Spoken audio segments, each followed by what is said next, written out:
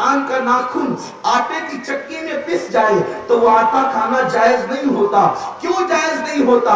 اس لیے کہ انسان کے ناخن کا اتنا احترام ہے کہ انسان کا ناخن کوئی انسان کھا نہیں سکتا. انسان کا دانت اگر کسی آٹے میں یا مسالے میں پس جائے تو وہ کھانا جائز نہیں ہوتا.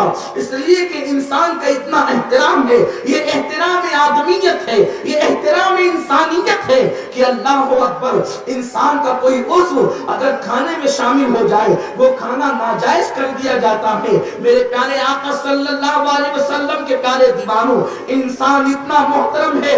میرا اللہ فرماتا ہے جس نے کسی ایک انسان کو قتل کیا اس نے پورے انسانیت کو قتل کیا. جس نے کسی ایک انسان کو بچایا, اس کی جان بچائی, اس نے گویا کہ پوری انسانیت کی جان بچائی. آپ غور فرمائیں, میرے رسول غیب داں نبی صلی اللہ علیہ وسلم کے ذریعے سے اعلان کروایا گیا.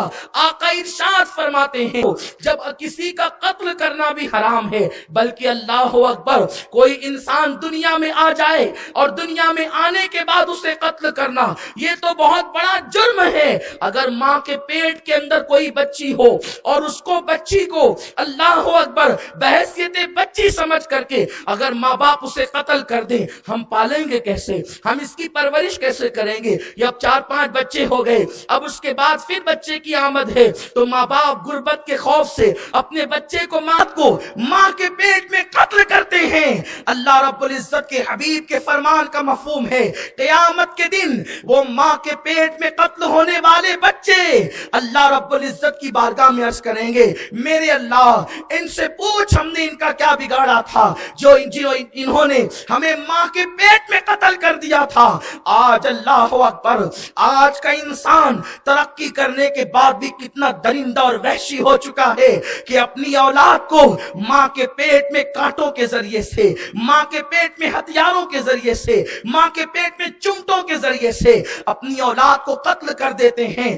رسول اللہ کی آمد سے پہلے انسان دہشت گرد ضرور تھا, انسان وحشی ضرور تھا, انسان اللہ اکبر سخت دل ضرور تھا, لیکن وہ اتنے سخت دل تھے کہ بچوں کو پیدا ہونے کے بعد دفن کرتے تھے, بیٹیوں کو زندہ دفن کرتے تھے. اللہ اکبر, لیکن کفن تو دیتے تھے, لیکن قبر تو دیتے تھے, لیکن زمین تو دیتے تھے.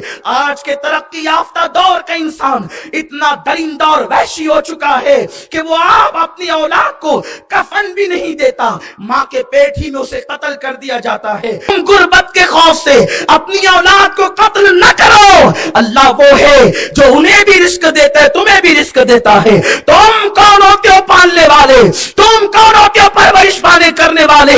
ارے وہ اللہ ہے جو سمندر کی تہ میں چوٹیوں کو رزق دیتا ہے, وہ اللہ ہے جو ماں کے پیٹ میں بچے کو رزق دیتا ہے, پیدا ہونے سے پہلے جو ماں کے سینے میں غذا پیدا کرتا ہے, جب ماں کے پیٹ میں کھلا سکتا ہے تو کیا دنیا میں آلانے کے بعد وہ تمہیں بھول جائے گا, تمہاری اولاد کو بھول جائے گا؟ نہیں نہیں. تو قیامت کے دن جن بچوں کو گرا دیا گیا, گرانے والے ڈاکٹر, ماں باپ اور جو لوگ اس میں خوش تھے, ان سب سے وہ بچے کہیں گے ان سے پوچھ ہم نے کیا قصور کیا تھا, ہماری پیدائش سے پہلے ہماری زندگی کا حق چھین لیا تھا انہوں نے.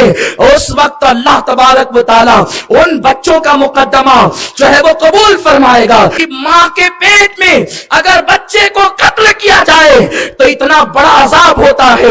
تو وہ لوگ جو اپنے ہاتھوں سے اپنی جان کو قتل کرتے ہیں, جو خودکشی کرتے ہیں, میں تم سے پوچھنا چاہتا ہوں خودکشی کا حق کیا ہے؟ تمہیں حق کیا ہے خودکشی کا کہ تم اللہ کی دی ہوئی جان کو ختم کرو؟